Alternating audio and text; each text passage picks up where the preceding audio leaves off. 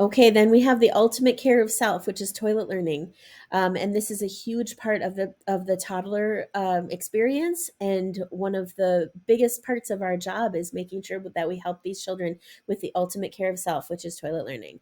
So the first question is when.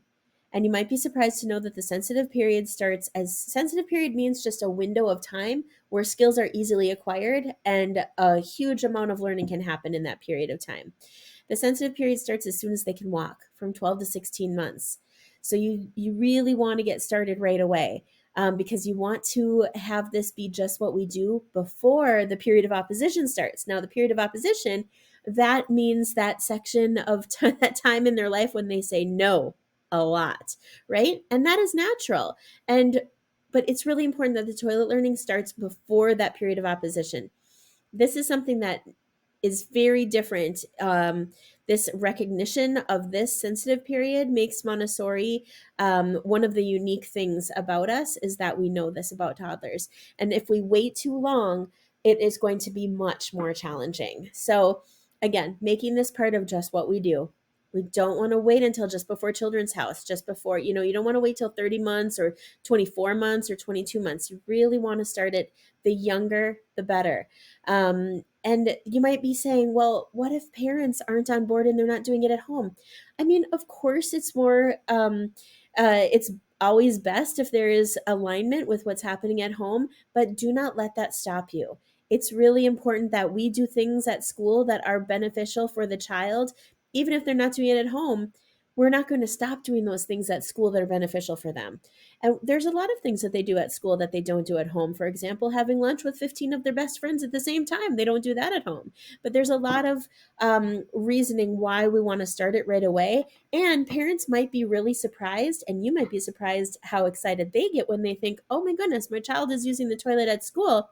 I bet they can do it at home. Absolutely. And it's the diaper companies that are making an enormous profit off of keeping children in diapers until they are much, much older, 3, 4, 5, 6 years old. That is really unnecessary, and it's a disservice to the child to wait too long. So we will help parents understand why this is important. We can even have parent education topics over this, and really help them understand.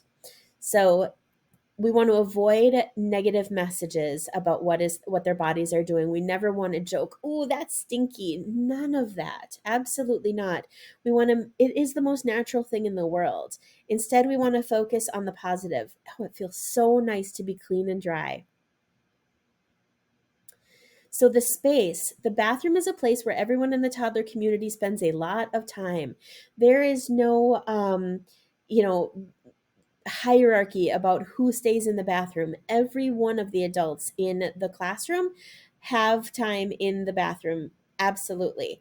We want to make it nice. We want to have art on the walls, have it fresh smelling, some circulation if you can, some, natural lavender essence, whatever it takes to make it really a lovely place to be, because this is a place where you're going to spend a lot of time.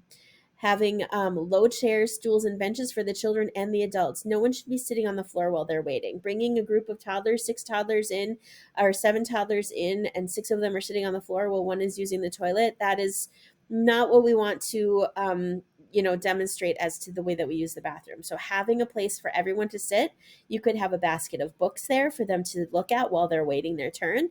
And having cloth training underpants that are thicker than regular underpants, that and having those all at the ready, that is going to be really important. And you know we always collected old bread bags and old plastic shopping bags to send home the wet stuff in.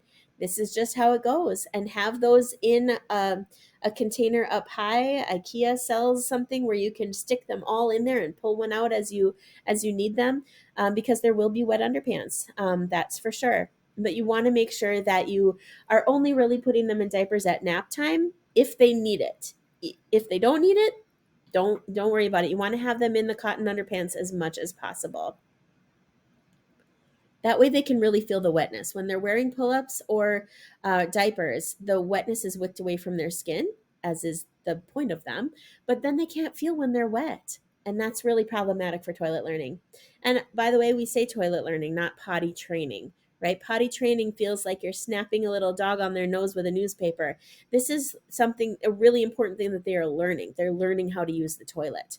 So remember, it's just what we do. This is part of the every single day in the toddler community. So stick to the routine. This happens between every transition, after arrival, after work time, after snack time, after the outside time, after lunch, and after nap, and many times in between if needed.